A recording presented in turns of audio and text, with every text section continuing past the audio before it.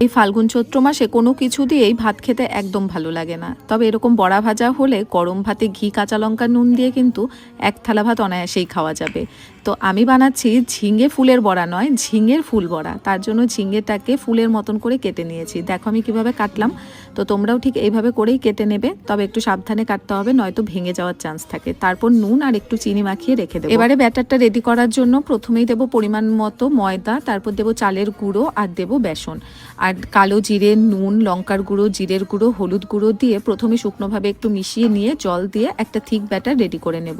তার মধ্যে দিয়ে দেব ভাজার আগ মুহূর্তে 1 চামচ সাদা তেল, আর দেব একদম চা চামচের হাফ চামচেরও একটু কম বেকিং পাউডার দিয়ে খুব ভালোভাবে মিশিয়ে ঝিঙেগুলো থেকে জল বেরিয়ে আসলে হাত দিয়ে একটু চেপে চেপে জলটা বের করে খুব ভালোভাবে ব্যাটারের মধ্যে ডিপ করে কড়াইয়ে সাদা তেল গরম করে মিডিয়াম টু লো আছে লাল লাল করে কিন্তু ভেজে নিলেই রেডি এই ঝিঙের ফুল বড়া। ওটা পুরো ক্রিস্পি আর ভেতরটা পুরো জুসি। যারা খাওনি এই বড়াটা একদিন বানিয়ে খেয়ে দেখতে পারো, দারুণ হয়।